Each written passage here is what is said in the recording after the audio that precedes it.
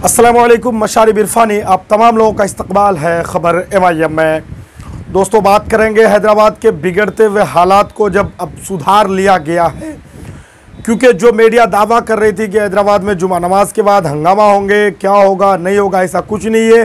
क्योंकि हैदराबाद के मुसलमानों का एक ही मांग था कि राजा सिंह को अरेस्ट कर लीजिए, उनके साथ जो उन्होंने गलती की है उनको सज़ा दीजिए, और उनका कोई मुतालबा ही नहीं था। इसी को लेकर लगातार प्रोटेस्ट कर रहे थे और इसी के बीच में मीडिया प्रोपेगेंडा चलाना शुरू कर दी। लेकिन दोस्तों, अब इसमें सियासत भी होना तय है। अलग अलग पार्टियां अपने अंदाज से सियासत कर रही है, लेकिन मजलिस-ए-इत्तेहादुल मुस्लिमीन के सुप्रीमो बैरिस्टर जनाब असदुद्दीन ओवैसी साहब लिखते हैं और कहते हैं कि अगर बीजेपी एक ज़मीनी इंतखाबात के लिए इतना बेताब है तो आम इंतखाबात में क्या करेगी। बीजेपी रियासत को आग लगाना चाहती है।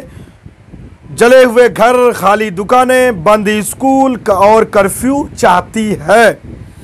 इंशाअल्लाह उन्हें कामयाब नहीं होने देंगे। तेलंगाना तब तक तशद्दुद से पाक रहेगा जब तक ये बीजेपी से आज़ाद है। यानी खुले लफ्ज़ों में बैरिस्टर जनाब असदुद्दीन ओवैसी साहब ने कहा कि जब तक तेलंगाना में बीजेपी की अगर सरकार ना हो और बीजेपी यहाँ मजबूत ना हो, जब तक तो तेलंगाना जो है वो हैदराबाद जो है वो सेकुलरिज्म का लंबरदार रहेगा। यहाँ पूरी तरह से कोई तशद्दुद नहीं होगी, लोग अमन व अमान के साथ रहेंगे।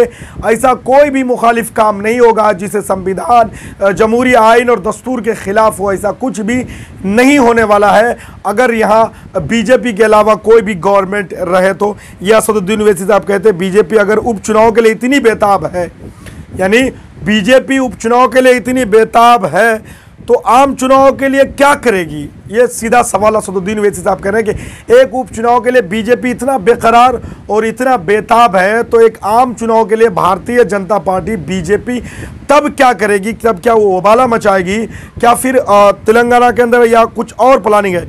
बीजेपी रियासत को आग लगाना चाहती है, जले हुए घर, खाली स्कूल बंद जो है, ये सारी चीज़ें असदुद्दीन ओवैसी साहब ने बीजेपी पर लगातार हमला करते हुए कहा।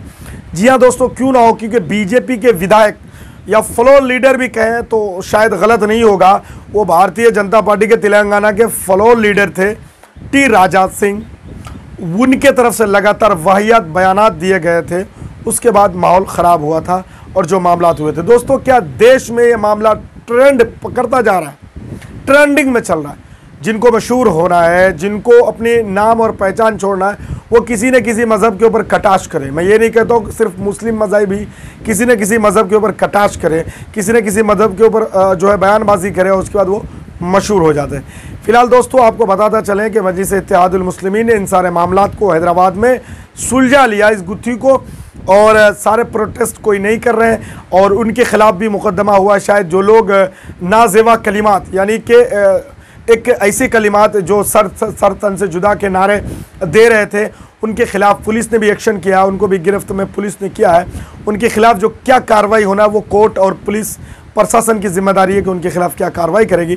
लेकिन मजलिस-ए-इत्तेहादुल मुस्लिमीन को इन सारी चीज़ों से उभरने के बाद एक बड़ी लड़ाई लड़नी है, क्योंकि आगे में जो लगातार विधानसभा चुनाव, नगर के चुनाव और उसके साथ साथ ज़िला पंचायत के चुनाव उत्तर प्रदेश, यानी सारी चुनाव में भी अभी मजलिस-ए-इत्तेहादुल मुस्लिमीन को फिर अपने तरीके से इनको जो है किस्मत आजमाना है, चुनाव के मैदान में उतरना है। तो सारी चीज़ें जो हो रही है इन पर तो नज़र बनी हुई है। ये लगातार अपडेट और ख़बर के साथ हम आपसे मुलाकात होंगे। नए दोस्त हैं तो चैनल को सब्सक्राइब ज़रूर कर लीजिए, वीडियो को लाइक कीजिए, शेयर कीजिए और कमेंट करके ज़रूर बताइए। और जी हाँ दोस्तों, आखिरी में एक रिक्वेस्ट, एक गुजारिश, प्लीज़ अगर आप हमसे मोहब्बत करते हैं तो जो डिस्क्रिप्शन में जो चैनल का लिंक दिया गया है उसको आप ज़रूर सब्सक्राइब कर लीजिए। वो मेरा ब्लॉग चैनल है। आपसे गुजारिश करेंगे कि उस चैनल को ज़रूर सब्सक्राइब कर लीजिए।